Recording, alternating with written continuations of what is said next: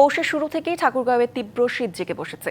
ঘন কুয়াশা, হিমেল বাতাস আর সূর্যের দেখা না মেলায় জনজীবন বিপর্যস্ত। তাপমাত্রা নেমেছে 10.5 ডিগ্রি সেলসিয়াসে। সেখানকার সবশেষ পরিস্থিতি জানাতে আমাদের সাথে যুক্ত হচ্ছেন সহকর্মী নবীন হাসান। নবীন, আমরা যেমনটা দর্শকদের জানাচ্ছিলাম যে ঠাকুরগাঁওয়ে তাপমাত্রা নেমে দাঁড়িয়েছে 10.5 ডিগ্রি সেলসিয়াসে।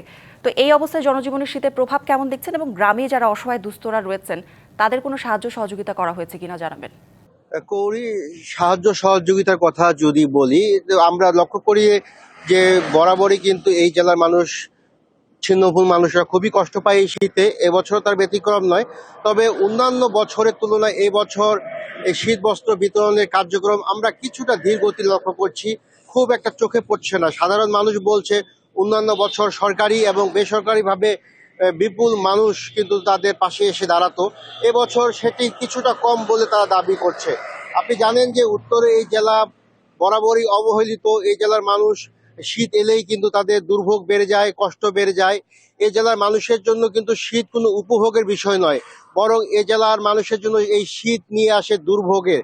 প্রতি বছরই এই শীত এলে কিন্তু তারা অনেক কষ্ট পায়। এবং আজকে যে চিত্র আমরা দেখছি, আজকে ঠাকুরগাঁও সর্বনিম্ন তাপমাত্রা রেকর্ড করা হয়েছে 10.5 ডিগ্রি সেলসিয়াস। গত কয়েকদিন ধরেই ঘন কুয়াশায় ঢাকা পড়ছে পুরো জেলা। নতুন এবং ফিরে আসা গ্রাহকদের জন্য নগদে চলছে ক্যাশব্যাক সহ প্রতিদিন হাজারো উপহার জেতার সুযোগ। হবে আশা আর ফেরা, সারপ্রাইজ সেরা।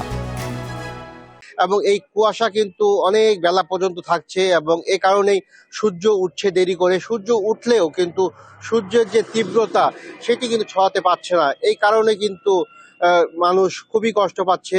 এই উত্তরের হিমেল হাওয়ায় কিন্তু বলা যায় যে কাবু হয়ে পড়েছে এই জেলার মানুষ। সব মিলিয়ে এই ছিল আমার কাছে ঠাকুরগাঁও থেকে শীতের সর্বশেষ।